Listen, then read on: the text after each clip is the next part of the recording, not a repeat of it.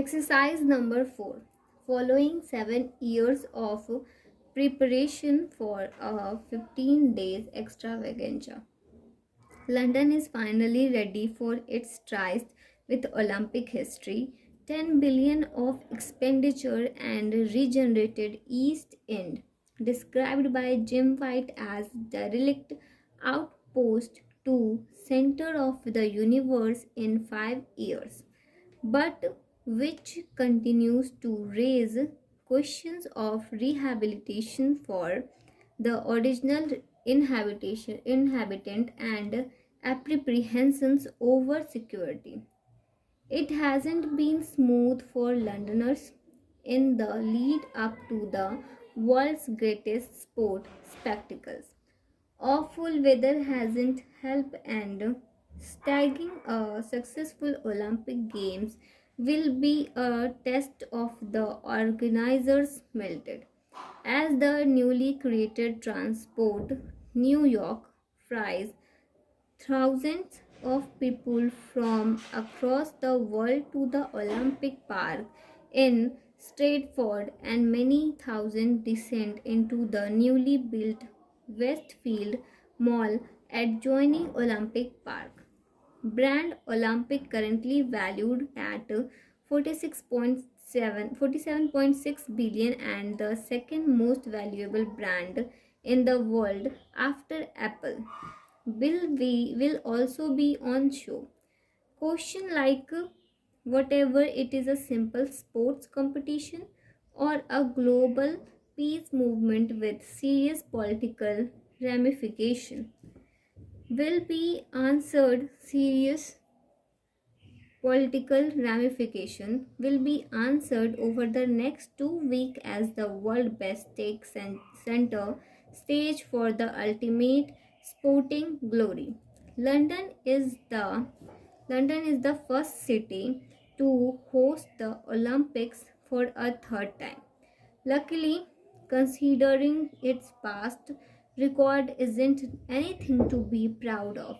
Soon after the games ended, 100 years either in 1908.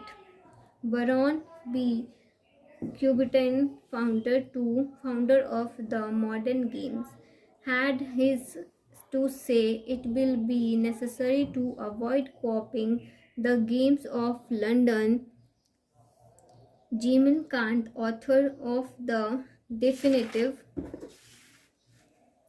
book on the 1908 games, agree the London Olympics of 1908 were supposed to display the glory of the British Empire at that zenith, but they didn't needed in uproar everything that could possibly have gone wrong did so. 1948 was little different, known as the Aesthetic Olympics or the Make, Do and Mend Games, organized in the aftermath of the World War II. The Olympics weren't half as glorious as they are in 2012. At the same of time and spirit which is so very essential for the Olympic movement was very much on display. In the word of Emil Jetok, star of the 1948 game, it stood for the sun finally coming out the war. The same spirit in evidence in 2012 despite a various recession. The Olympic winners are excited, and Britishers, not simply Londoners, are much Britishers, not simply Londoners, are much enthused by the event despite a critical home India media choosing fear of security and transport meltdown.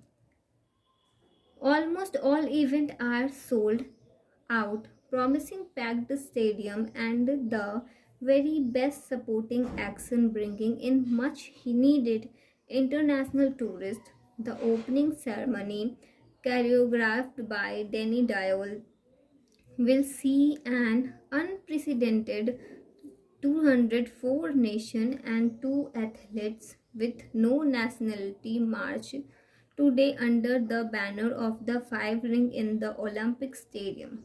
Importantly, each of the 2,204 teams have women and their rank, making the 2012 game the first gender equal game in history. Biol too in aware of the high stake involved, he know that there no chance to a retake and the world will pronounce the smallest mistake.